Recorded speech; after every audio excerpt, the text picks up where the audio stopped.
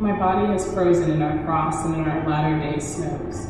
It is thawed in the warmth of our sunshine and melted in the heat of the midday sun. The crack and the rumble of the summer thunders, lashed by startling lightning, have been a cause of both trembling and of hope.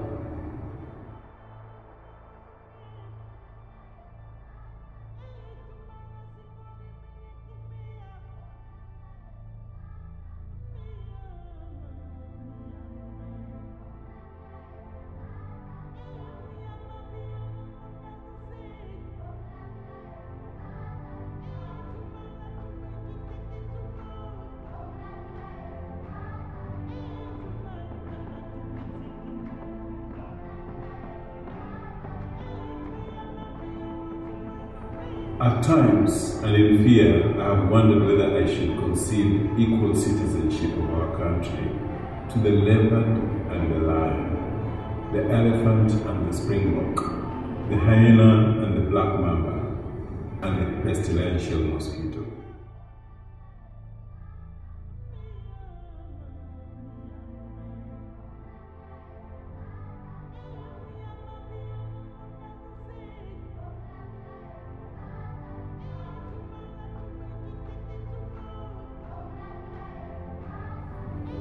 I owe my being to the corn and the sun, whose desolate souls haunt the great expanses of the beautiful Cape. They who fell victim to the most merciless genocide our native land has ever seen. They who were the first to lose their lives in the struggle to defend our freedom and independence, and they who, as a people, perished in the result. Today, as a country, we keep an audible silence about these ancestors of the generations that live, fearful to admit the honor of a former deed, seeking to liberate from our memories a cruel occurrence which, in its remembering, should teach us not and never to be inhuman again. I am informed of the migrants who left Europe to find a new home on our native land. Whatever their own actions, they remain still, part of me. Veins course the blood of the Malay slaves who came from the East. Their proud dignity informs my bearing, their culture a part of my essence. The stripes they bore on their bodies from the lash of the slave master are a reminder embossed on my consciousness of what should not be done.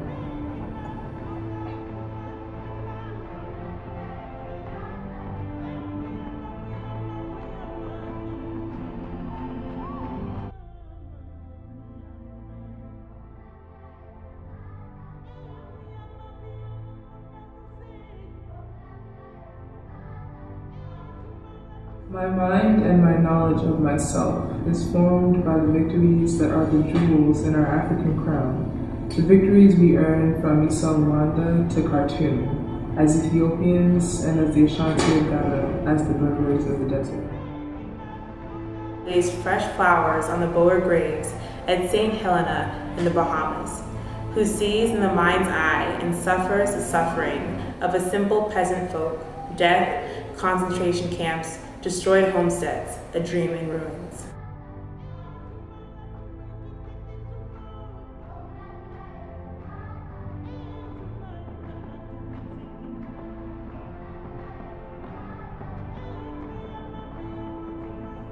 I come of those who were transported from India and China, whose being resided in the fact solely that they were able to provide physical labor, who taught me that we could both be at home and be foreign, who taught me that existence itself demanded that freedom was a necessary condition for that human existence.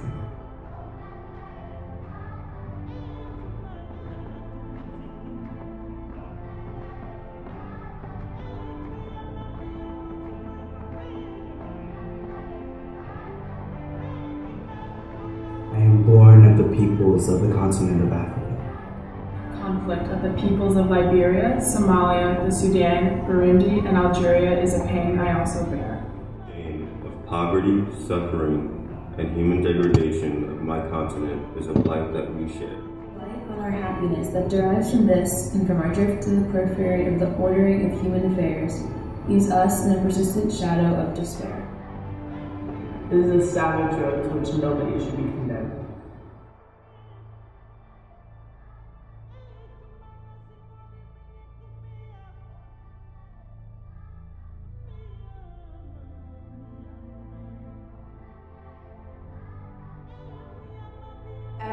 the setbacks of the moment, nothing can stop us now. Whatever the difficulties, Africa shall be at peace. However improbable it may sound to the skeptics, Africa will prosper.